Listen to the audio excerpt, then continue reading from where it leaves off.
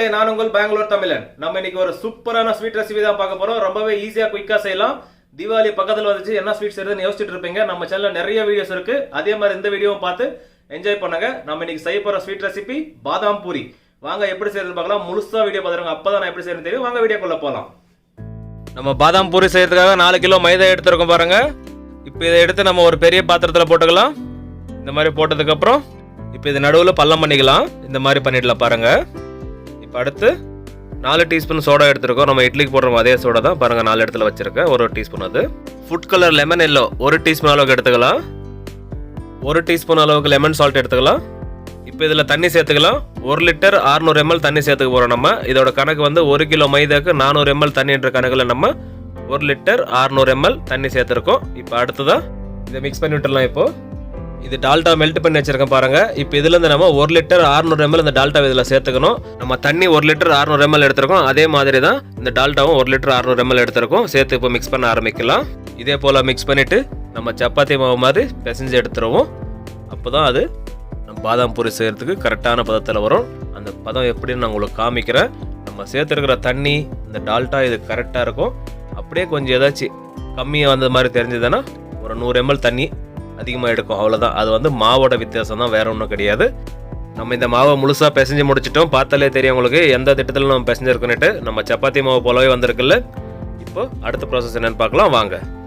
இப்போ இதுலேருந்து கொஞ்சம் கொஞ்சம் மாவு எடுத்து நம்ம சிறு சிறு துண்டாக்கி போட்டுருவோம். ஒரே மாதிரி சைஸில் ஈவனாக வேணும். அதனால் நமக்கு பாதாம் பூரி அப்போ தான் ஒரே மாதிரி சைஸில் இருக்கும். அதனால தான் நான் ஈவனாக உருண்டை பிடிச்சி போட்டுக்கலாம். பாருங்கள், இந்த மாதிரி சைஸில் நம்ம இதே மாதிரி சிறு சிறு துண்டாக்கி போட்டு அப்புறம் நம்ம உருண்டை பிடிச்சிட்டு அதுக்கப்புறம் அடுத்த ப்ராசஸ் என்னன்னு பார்க்கலாம் வாங்க. நம்ம துண்டாக்கி போட்ட மாவுங்களெல்லாம் இப்போ உருண்டை பிடிச்சி போட்டுடலாம். இந்த மாதிரி இந்த மாவெல்லாம் நம்ம சூப்பராக உருண்டை பிடிச்சி வச்சாச்சு. இப்போ அடுத்ததை நம்ம பாதாம் பூரி ரெடி பண்ணோம். அது எப்படின்னு பார்க்கலாம். ஒரு உருண்டை எடுத்து வச்சு இந்த மாதிரி தேய்ச்சிக்கலாம். அதே மாதிரி இந்த பக்கம் இன்னொரு டைம் தேய்ச்சிக்கலாம். அப்புறம் ஃபோல்ட் பண்ணலாம். அது மேலே தேய்ச்சிருவோம். திருப்பி ஃபோல்ட் பண்ணலாம். அது மேலே ஒரு லைட்டாக தேய்ச்சிட்டு இந்த கார்னர் மட்டும் ஃபோல்ட் பண்ணிவிட்டு எடுத்து பார்த்தா இந்த மாதிரி ஃபோல்ட் ஆகி வந்திருக்கும். இதுதான் பாதாம் பூரி. பாருங்கள் எவ்வளோ சூப்பராக இருக்குல்ல. இதே மாதிரி நம்ம மீதி இருக்கிறதெல்லாம் செஞ்சு எடுத்துருவோம்.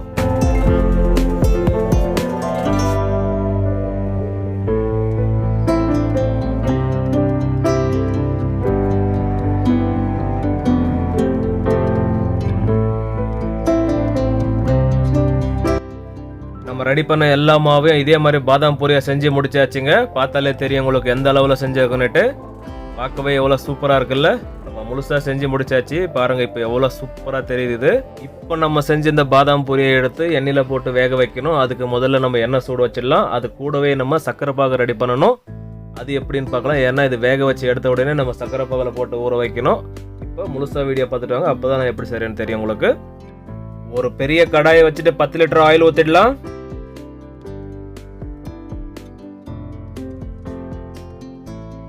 லிட்டர் ஆயில் ஊற்றி முடிச்சாச்சு. ஆயில் சூடு வச்சிருக்கோம். சூடு ஏறி வரட்டும். ஒரு பக்கம் இன்னொரு பக்கம் நம்ம சுகர் சிரப் ரெடி பண்ணிட்டு இருக்கிறோம். 5 கிலோ சர்க்கரை போட்டு 2 லிட்டர் தண்ணி ஊற்றி நம்ம சுகர் சிரப் ரெடி பண்ணிட்டு இருக்கோம். இது நல்லா கொதி வந்து ரெடி ஆகிடுச்சு.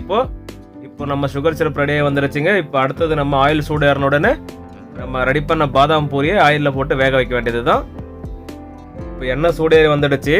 இப்போ ஒரு பீஸ் மட்டும் நம்ம ஒரே ஒரு பாதாம் பூரி மட்டும் எண்ணெயில் போட்டு டெஸ்ட் பண்ணி பார்க்கலாம். ஏன்னா அதிகமாக ஆயில் சூடு இருக்கக்கூடாது. கம்மியான சூடு, மிதமான சூட்டில் தான் நம்ம இதை செய்யணும். இந்த மாதிரி போட்டதுக்கப்புறம் ஒரு ஜாரை எடுத்து இந்த மாதிரி சுற்றி விடுவோம். நம்ம போட்ட பாதாம் பூரி இப்போ மேலே வந்துட்டுருக்கு. இப்போ அப்படியே ஆயிலை சுற்றி விட மேலே வந்துட்டுருக்கு பாருங்கள்.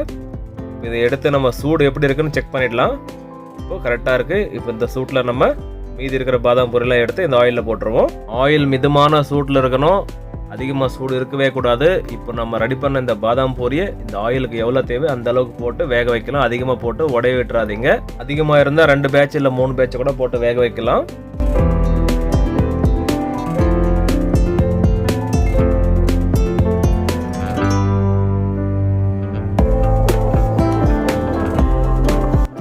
எண்ணெயில் போட்டதுக்கப்புறம் இந்த மாதிரி ஜாராக எடுத்துகிட்டு பொறுமையாக ஷேக் பண்ணி விடலாம்.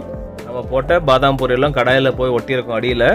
நம்ம ஷேக் பண்ணாமல் விட்டுட்டோம்னா தீய ஆரம்பிச்சிடும். அதனால தான் இந்த மாதிரி ஷேக் பண்ணி விடுங்கன்னு சொல்கிறேன். நம்ம இந்த பாதாம் பூரி செய்கிறப்போ கொஞ்சம் பெரிய கடாயை எடுத்துக்கிறது நல்லது. இல்லைனா ஆயில் தழும்ப ஆரம்பிச்சிடும். அதனால் இந்த மாதிரி ஷேக் பண்ணி விட்டுட்டே இருங்க. பாருங்கள் இந்த பாதாம் பூரிலாம் மேலே எழுந்து வந்துகிட்டே இருக்குது. இது மாதிரி முழுசாக வந்ததுக்கப்புறம் இப்போ ஒரு குட்டி ஜாரை எடுத்துட்டு இந்த மாதிரி ஆயிலை சுற்றி விடலாம். சுற்றி விட பாருங்க கீழே இருக்கிறதெல்லாம் மேலே வந்துட்டு இருக்கு ஃபுல்லா. இந்த பாதாம் பூரி எல்லாம் கடாயிலேருந்து மேலே வர்ற வரைக்கும் நம்ம வச்சிருக்கிற ஃப்ளேம் பாருங்க ஃபுல்லு லோ ஃப்ளேம் வச்சிருக்கோம். இந்த அளவில் வச்சு தான் நம்ம பூரியெல்லாம் மேலே வர வச்சிருக்கோம். இப்போ இது கடாயிலேருந்து எல்லாம் மேலே வந்து ஆயிலில் தேல ஆரம்பிச்சிச்சு. இப்போ வேகுது நல்லா. இதுக்கு மேலே நம்ம ஹை ஃப்ளேமில் வச்சு வேக வைக்கணும். பாருங்க இப்போ அப்படியே நம்ம ஹை ஃப்ளேமில் வச்சுட்டோம். இந்த மாதிரி ஃபுல் ப்ரெஷரில் வச்சு நம்ம வேக வைக்கணும். இந்த பாதாம் பூரிலாம் மேலே வந்ததுக்கப்புறம் நம்ம ஹை ஃப்ளேம் வச்சுருக்கோம். இந்த சமயத்தில் ஒரு சின்ன ஜாரை எடுத்துகிட்டு இந்த மாதிரி ப்ரெஸ் பண்ணி விடலாம். அப்போ தான் அந்த பாதாம் பூரி 2 பக்கமாக வெந்து வரும். அதனால தான் இந்த மாதிரி பொறுமையாக ப்ரெஸ் பண்ணுங்க. இந்த மாதிரி ப்ரெஸ் பண்ணிவிட்டா எண்ணெய்க்குள்ளே திரும்பவும் போய் நல்லா வெந்து வரும். இப்போ இந்த பாதாம் பூரி எடுக்கலாம் ஒன்று. பாருங்கள் எவ்வளோ சூப்பராக ரைஸ் ஆகி வந்திருக்கு பாருங்கள். உங்களுக்கு பார்த்தாலே தெரியும். இந்த மாதிரி நல்லா ரைஸ் ஆகி நல்லா வெந்து வரட்டும். அது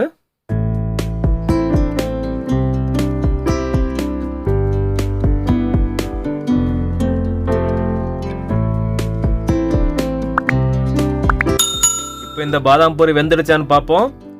பாருங்கள் இந்த மாதிரி எடுத்துட்டு நம்ம ப்ரெஸ் பண்ணி பார்க்கலாம். பாருங்கள் இது வேகலை. இந்த மாதிரி ப்ரெஸ் ஆகக்கூடாது. இது ஒன்று மட்டும் வெந்திருக்கு, மீதி இருக்கிறதெல்லாம் வேகலை. அதனால திருப்பி போட்டு வேக வைக்கலாம். இப்போ இந்த பாதாம் பூரி சூப்பராக வெந்து வந்துடுச்சு. பார்த்தாலே தெரியும் உங்களுக்கு. இப்போ நான் எடுத்து எப்படி இருக்குன்னு காமிக்கிறேன் பாருங்கள். இந்த மாதிரி எடுத்துகிட்டு நம்ம ப்ரெஸ் பண்ணுறோம் பாருங்கள். கெட்டியாக இருக்குது. இந்த மாதிரி கெட்டியாகணும். அதே மாதிரி சாஃப்டாக ப்ரெஸ் ஆகக்கூடாது. கிறிஸ்பியாக இருக்கணும். இந்த மாதிரி கிறிஸ்பியாக இருக்கணும். இப்போ இது வெந்துடுச்சு. ஆயிலேருந்து எடுத்துருவோம். ஆயிலேருந்து எடுத்து வடியில் போட்டுருவோம். எண்ணெய்லாம் கொஞ்சம் நேரம் வடிஞ்சு வரட்டும். அதுக்கப்புறம் நம்ம எடுத்து சுகர் சிரப்பில் போடணும். இந்த பாதாம் பூரி பாருங்கள் எண்ணெய் நல்லா வடிஞ்சு வந்திருக்கு. இப்போ இதை எடுத்து சுகர் சிரப்பில் போட்டு நல்லா ஊற வைக்கலாம். போட்டதுக்கப்புறம் ஒரு ஜாரை எடுத்துகிட்டு பொறுமையாக ப்ரெஸ் பண்ணி விடுங்க. இந்த மாதிரி பொறுமையாக ப்ரெஸ் பண்ணி விடுங்க. முழுசாக இந்த பாதாம் பூரியெல்லாம் இந்த சுகர் சிரப்பில் முழுசாக முழுகி நல்லா ஊறி வரணும். ஒரு முறை ப்ரெஸ் பண்ணி விட்டால் போதும். அதுக்கப்புறம் நம்ம எடுக்கிறப்போ ஒரு முறை ப்ரெஸ் பண்ணி எடுத்தால் போதும். இது இப்படியே சுகர் சிரப்பில் ஒரு 5 நிமிஷம் ஊறி வரட்டும். நான் 2 பேட்சாக போட்டிருக்கேன். இந்த ஒரு பேட்ச் முடிஞ்சது. இன்னொரு பேட்ச் நான் பாதாம் பூரி வேக வச்சுட்ருக்கிறேன். அது வெந்து வரட்டும். இந்த பாதாம் பூரியை சுகர் சிரப்பில் ஊற வச்சுருக்கோம். இதில் இப்போ ஒரு 50 ml நெய் சேர்த்துக்கலாம் ஃப்ளேவருக்காக. சேர்த்துட்டு இந்த மாதிரி மிக்ஸ் பண்ணி பொறுமையாக ப்ரெஸ் பண்ணி விட்டுடலாம். இந்த பாதாம் பூரி 5 நிமிஷமாக சுகர் சிரப்பில் நல்லா ஊறி வந்திருக்கு. பார்த்தாலே தெரியும் உங்களுக்கு. எடுத்து காட்டுறேன் பாருங்கள். பாருங்கள் எவ்வளோ ஜூஸியாக இருக்குது பாருங்கள். இந்த மாதிரி ஊறிச்சுன்னா பாதாம் பூரி ரெடி ஆகிடுச்சிங்க. இந்த மாதிரி ஜூஸியாக ஆகிடுச்சுனாவே போதும். 5 நிமிஷம் ஊறினா போதும். கரெக்டாக ரெடி ஆகிடும். இப்போ இந்த பாதாம் பூரியை எடுத்து நம்ம வேறு ட்ரையில் போட்டுருவோம். பாருங்கள் பார்க்குறதுக்கு எவ்வளோ சூப்பராக இருக்குல்ல. இப்போ எடுத்துருவோம். எடுத்து நம்ம ஒரு பெரிய ட்ரையில் இந்த மாதிரி போட்டுருவோம். முழுசாக நம்ம ஊற வச்ச பாதாம் பூரி எல்லாம் எடுத்து இதிலேயே போட்டுருவோம். அவ்வளோதாங்க, போட்டு முடிச்சாச்சு. பாருங்கள் எவ்வளோ சூப்பராக இருக்குது. பார்க்கும்போது சாப்பிடணுன்னு ஆசை வருதில்ல. கண்டிப்பாக நீங்களும் செஞ்சு இதே மாதிரி சாப்பிடுங்க. ரொம்பவே சூப்பராக இருக்கும். இதை நான் ஒரு ட்ரையில் முழுசாக அடிக்கிட்டு காமிக்கிறேன். பாருங்கள் எப்படி இருக்குன்னுட்டு. நம்ம இந்த பாதாம் பூரியை ஃபுல்லாக ட்ரையில் அடிக்க முடிச்சாச்சு. பார்த்தாலே தெரியும் எவ்வளோ சூப்பராக இருக்குன்னுட்டு. அந்த பாதாம் பூரி இன்னும் அழகாக்கணும்ல, அதுக்கு நம்ம பிஸ்தா பாதாம் சீவல் அப்படியே மலை சாரல் போல் மேலே தூவி விட்டுடலாம். பாருங்கள் அதை தூவுறப்போ எவ்வளோ சூப்பராக இருக்குல்ல பார்க்குறதுக்கு. பார்த்த உடனே சாப்பிடணும் போல் தோணுது. நீங்கள் கண்டிப்பாக இந்த மாதிரி செஞ்சு சாப்பிட்ணுங்க. இப்போ ஒரு பாதாம் பூரி எடுத்து காட்டுறேன் பாருங்கள். பாருங்கள் எவ்வளோ சூப்பராக இருக்குது. என்ன ஜூஸியாக இருக்குது பார்த்தீங்களா. சாப்பிட செம்ம டேஸ்ட்டாக இருக்கும். பார்த்தாலே சாப்பிட்ணுன்னு தோணுதில்லை நம்மளுக்கு. கண்டிப்பாக நீங்களும் இதே மாதிரி வீட்டில் செய்யணும்னு நினச்சிங்கன்னா நான் சொன்னாலும் வச்சு செஞ்சிங்களான்னா உங்களுக்கு 11 கிலோ அளவில் வரும். தேவைப்பட்டால் கண்டிப்பாக இந்த வீடியோ பார்த்து செய்யுங்க. ரொம்பவே சூப்பராக வரும். ஓகே மக்களே, நான் செஞ்ச இந்த ஸ்வீட் ரெசிபி உங்களுக்கு பிடிச்சிருந்தா கீழே லைக் பண்ண தெரியும், லைக் பண்ணிவிடுங்க. அப்படியே உங்கள் ஃப்ரெண்ட்ஸ்க்கெல்லாம் அந்த வீடியோ ஷேர் பண்ணி விட்டுருங்க. சப்ஸ்கிரைப் பண்ணால் பார்த்துட்டிங்கன்னா சப்ஸ்கிரைப் பண்ணிக்கோங்க. பக்கத்துலேயே பெல் ஐக்கானுக்கும் அதே கிளிக் பண்ணி விடுங்க. அப்போ தான் நாங்கள் போடுற வீடியோ உடனே நோட்டிஃபிகேஷன் வரும் உங்களுக்கு. மேலும் மேலும் சப்போர்ட் பண்ணிட்டு வாங்க. மீண்டும் அடுத்த வீடியோவில் சந்திப்போம். பாய்.